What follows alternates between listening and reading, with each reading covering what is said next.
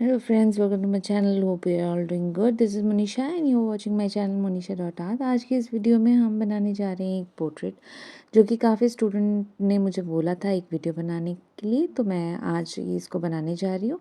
सबसे पहले हमने एक वाइट पेपर ले लिया एंड एक सर्कल बनाएंगे। एक बीचों बीच बनाओ, कहीं पे भी बनाओ।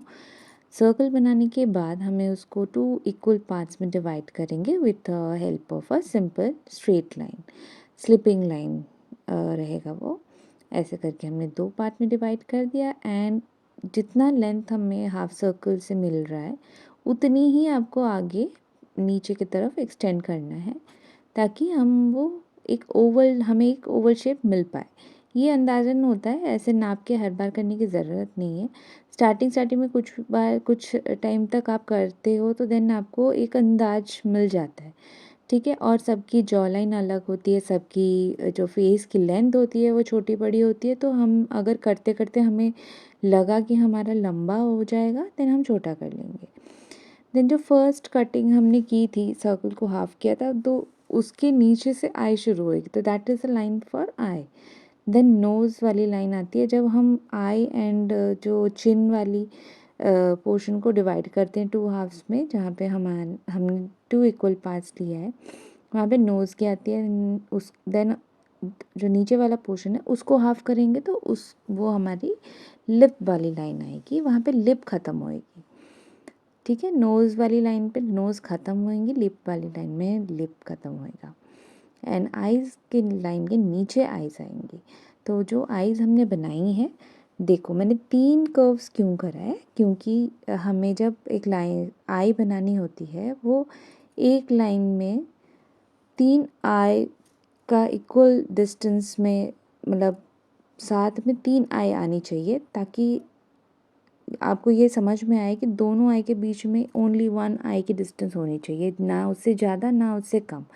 तो आप उस पेंसिल से या अपनी उंगली से भी आप नाप के दोनों आई के बीच में जो डिस्टेंस है वो ओनली 1 आई की डिस्टेंस से इक्वल ही होनी चाहिए, ठीक है। देन हम आई ड्रॉ कर लेंगे। आई ड्रॉ का जो प्रोसेस है, मतलब नॉर्मली अगर आप किसी चीज़ से कंपेयर करना चाहो, एक लीफ पत्ता जैसा शेप रहता है उसका, तो वैसे बनाना है। एंड आई बॉल्स कभी भी फुल दिखता नहीं है, तो हमें थोड़ा सा पोर्शन आई बॉल की आईलिड के नीचे रहेगा। देन हम आईब्रोज़ बना लेंगे। आईब्रोज़ का शेप पहले देके देन उससे कंटिन्यू होएगा नोज़, ठीक है। आईब्रोज़ करने के बाद हम थोड़ा सा रफ सा कर रहे हैं, उसके बाद हम नोज़ के लिए प्रोसीड करेंगे। नोज़ में जाने के लिए आपको करना है आईब्रो से line start like this, 2 slanting line करके देन आप स्ट्रेट लाइन फॉर नोज़ आप एक्सटेंड करो।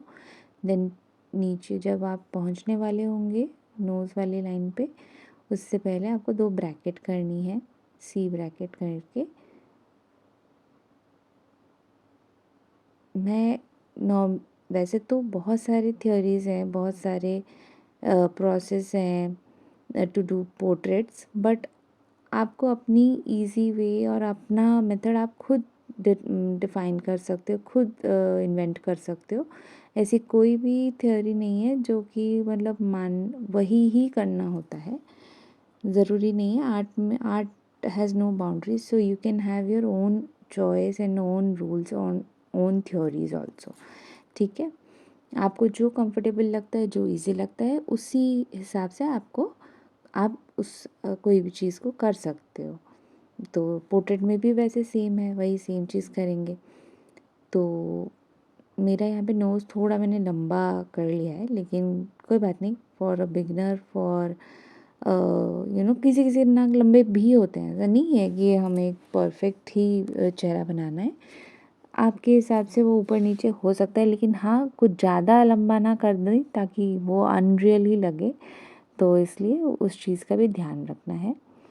और यहाँ पे जब हम ईयर्स करते हैं, ईयर्स हमेशा आईज़ एंड नोज़ के बीचों बीच रहेगा। आई लाइन से शुरू होएगा, नोज़ वाली लाइन पे ख़त्म हो जाएगा। जैसे कि आप देख पा रहे हो, आई वाली लाइन में से खत शुरू हो रही है एंड नोज़ वाली लाइन पे ख़त्म हो गई।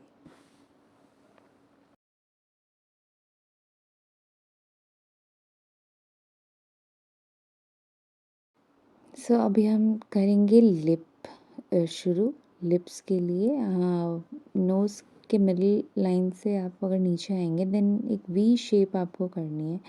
वी को एक्सटेंड करके एम जैसा हमें एक्सटेंड कर देनी है अपर लिप के अपर लाइंस, एंड उसके बाद कुछ ऐसे करके हम लोअर लिप कर लेंगे। देखिए अभी हम डिस्टेंस जो है चिन से लिप और चिन की डिस्टेंस बहुत ज़्यादा है, तो हम उसको थोड़ा कम कर लेते हैं। कम करके जो एक्स्ट्रा पोर्शन है इरेज कर देंगे। नाउ इट इज़ प्रोपोर्शनली अच्छा लग रहा है, ठीक लग रहा है, मतलब ठीक दिख रहा है।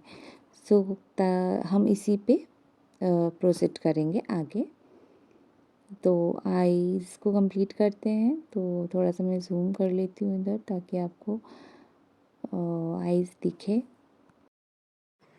सो आइज़ जब होते हैं, आइज़ का पूरा जो सर्कल पिपल होता है पूरा दिखता नहीं है, उसके 1/4 पोर्शन जो होती है आईलिड के नीचे रहता है। सो ये आपको ध्यान रखना है। पूरी आईबॉल, मतलब आईबॉल, हाँ पिपल नहीं, आईबॉल, आईबॉल पूरी हमारी नहीं दिखती है आइज़ में। हमेशा आप देखना छोटा सा पोर्शन आईलिड के नीचे रहता है। इट्स नॉट एग्जैक्टली 1/4, 1/4 से भी बहुत कम हिस्सा रहता है। डिपेंड करता है, किसी किसी का ज़्यादा दिखता है, किसी किसी का नहीं, किसी किसी का थोड़ा सा नीचे वाले लाइन जो हमारी है आई आई की उससे टच होती है, किसी का टच नहीं होता है। तो ऐसे अलग अलग लोगों की अलग अलग होती है। ये एक हमने नॉर्मल सा जनरल सा फेस बना रहे हैं जिसमें कि हमने ये लिया है रेफरेंस, ठीक है। सो यहाँ पे जब सारे फीचर्स हो गए, जल्दी जल्दी हम थोड़ा सा शेडिंग कर लेते हैं। देन उनके उसके इस फेस की हेयर ऐड करेंगे। जब हेयर ऐड करते हैं मतलब पूरा मतलब उसी सर्कल को टच नहीं करते, सर्कल से थोड़ा ऊपर रहता है हेयर लाइन, हेयर की जो एंडिंग लाइन होती है, और लाइन हेयर लाइन जो शुरू होती है, थोड़ा सा हम बस उस सर्कल को छुपाते हुए कवर करते हुए रहेगा बाय टचिंग दैट।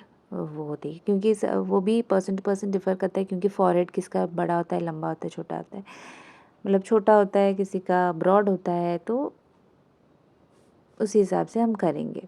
सो जो हम यहाँ पे यूज़ कर रहे हैं so different different different types of shading, सारी स्ट्रोक्स में ही यूज़ कर रहे हैं। ब्लेंडिंग बहुत कम किया है मैंने यहाँ पे। एक तो सीधा जो स्ट्रोक्स होते हैं उसको तो मतलब जिनको पता है उनको पता है, मतलब जानते हैं, वो नाम से ही जान जाएंगे।